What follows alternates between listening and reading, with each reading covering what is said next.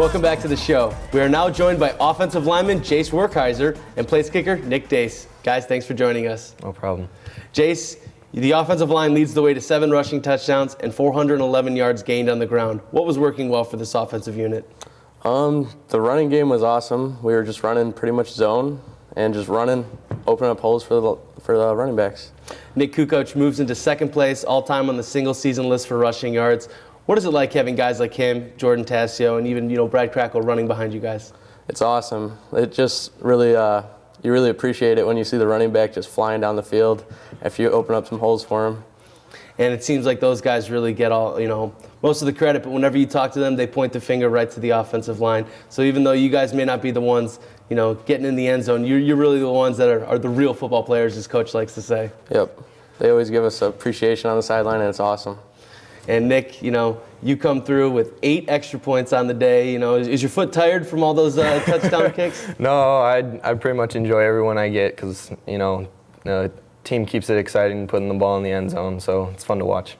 Yeah, how fun is that, watching your guys get into the end zone 7 times on the ground and another one through the air? It makes your day, I guess, a little bit more busy. Oh, definitely. Well, sometimes it's a little bit of a surprise because, with the long plays that we have sometimes, I'm not even ready for it, but, I got to throw the warm-up pants off and get ready to go. So you really got to be ready to go at any moment, I guess. Pretty much. And one of those moments you were ready to go was at the end of the first half. You come on and make a 41-yarder as time expired. What's going through your head, before one of those big kicks? Nothing really. It's just, I got to get in there, do my job, do what's, asked of me, and hopefully, at the end of the kick, the ball's going through the pipes. So. Coach, another kicker who had an impressive day was Tyler Rashi, a 70-yard punt. Talk about that punt on the day. Well, I was so excited and so impressed by our fans because they made so much noise as that ball was in the air, which shows that they really appreciate special teams. And as a special teams coordinator, and I love the special teams a lot. And but you always wonder if the rest of the team does, if the fans really appreciate it. But our fans have been so fabulous all year on kick returns, punt returns, anytime we block something, recover fumbles, all this kind of stuff that the special teams have done this year. But so they made a lot of noise when that ball was going through the air. It's a great, great, great punt. Beautiful punt. And Jace, talk about how the team responded to that. It seemed like the sideline just really erupted, after that 70-yard punt. Oh, it was nuts. I've never seen anything like it after a punt before. How can the kicking game and special teams really change the way a game is played? It really pins them back when the drive isn't going our way on offense, and then the punter goes out. He can pin them back like 70 yards, and it's just a real help for the defense. You both are sophomores this year. Nick, what is this senior unit, I guess I should say, meant to this team and, helped you guys grow as a team? They've all been great. Not only the captains, every senior on that team has been, a really great leader, and it's made our jobs as, juniors, freshmen and sophomores way easier because, that you have such great people to follow, and yeah, they've just been really great. So. Well, a number of players decided to show their Cardinal pride in a unique way for Saturday's showdown. We take a look at that in this week's Cardinal Corner.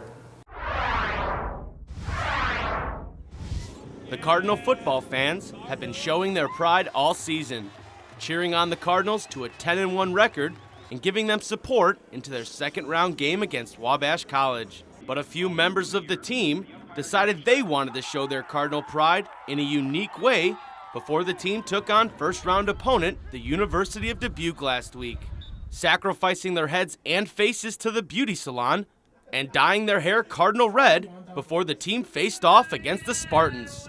But it was no easy task. You can't just put red dye on any color hair and expect it to turn out right. So the players first had to bleach each section they chose to dye to lighten up the hair. And after waiting patiently, the bleach was washed out and the dye was applied. Well, the tingling subsided, so just feels like I got gel on my face right now. First, it started off pretty intense, a lot of pungent to the nostrils, to say the least. The eyes were tearing up. Got better as time went on, though, so it didn't feel too bad. The players who decided to be trendsetters didn't just head down to the local barber to make the change.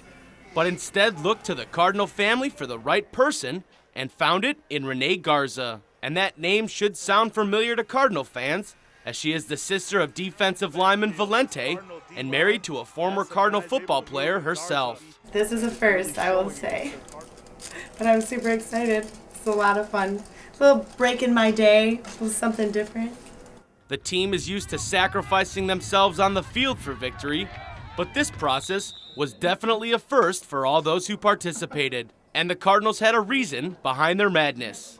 Yeah, team spirit, I guess. I don't know, just trying to show our Cardinal pride. Maybe show a little intimidation toward Dubuque for this weekend.